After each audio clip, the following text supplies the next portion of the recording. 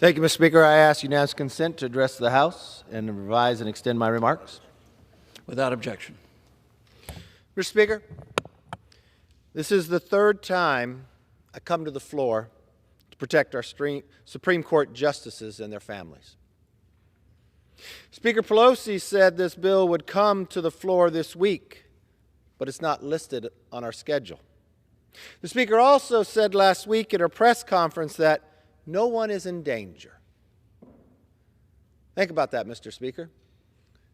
The Speaker of the House of Representatives, last week at a press conference, said no one is in danger.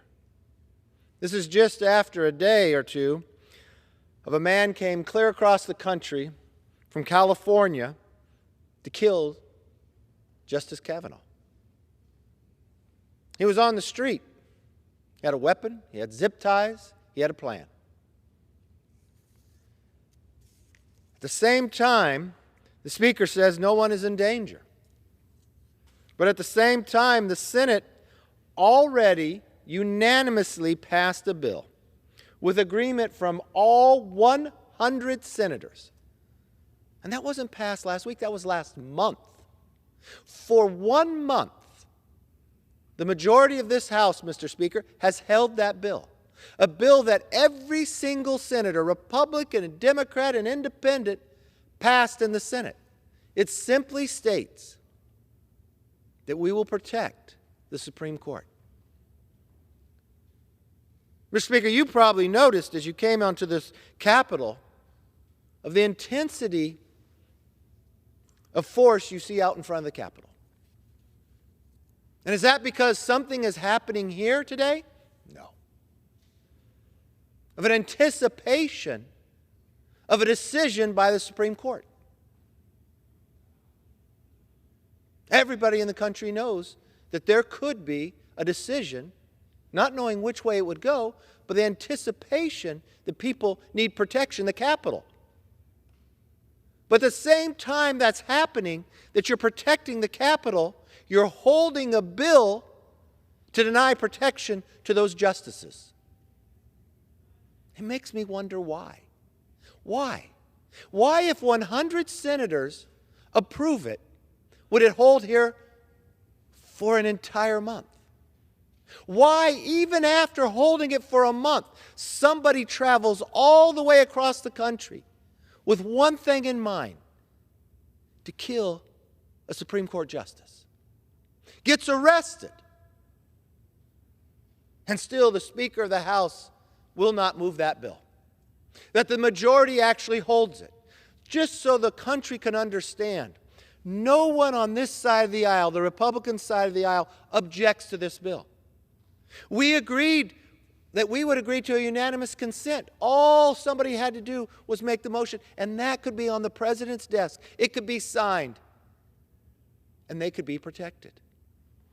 But for some reason, Mr. Speaker, the Democrats on the other side of the aisle, even though 100 senators had agreed with this, everyone in your party on the Senate side said yes, you still say no. I do not understand that. I do not understand why we would risk that. I do not understand why you'll make sure the Capitol's protected right now, knowing that something could happen in the Senate this week, but you won't protect, or something could happen in Supreme Court this week, that you won't protect those justices. Now, the Speaker came to the floor at a press conference last week, and she said, nobody, no one is in danger. How can you make that statement in the same week someone is arrested on your neighborhood trying to kill you? It makes no sense. And Mr. Speaker, if for some reason that we continue to come to the floor, that you feel some pressure on that bill, but you change it, the country will know why.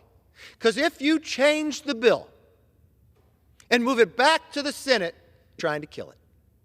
You're trying to delay it. That's exactly what you're doing. You can take a bill that every single senator voted for and send it to the President to be signed. If you think something else needs to be added, run it by itself.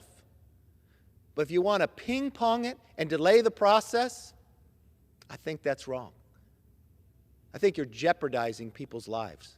I think you're jeopardizing the safety of the Supreme Court. And I think you're playing more games than anybody in this country can understand, and we do not understand why. Because there has been no clear answer. Why would you hold the bill for more than a month? Why would you hold the bill after somebody's arrested that traveled across the country to kill a justice? Why would you continue to hold the bill now? But if you change it, you're showing the country what you really believe. You don't want the bill to pass. You want to delay it longer. There is no excuse. There is no reason to delay this bill. This should be law, and the justices should be protected. With that, Mr. Speaker, I ask unanimous consent to take from the Speaker's table S. 4160, the Supreme Court's Police Parity Act, and ask for the immediate consideration in the House.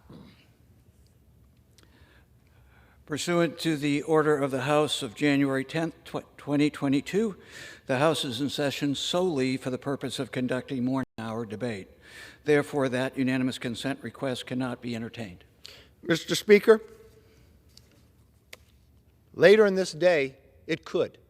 There is no excuse why this bill continues to be held, and there'll be no excuse if you try to change it to delay it.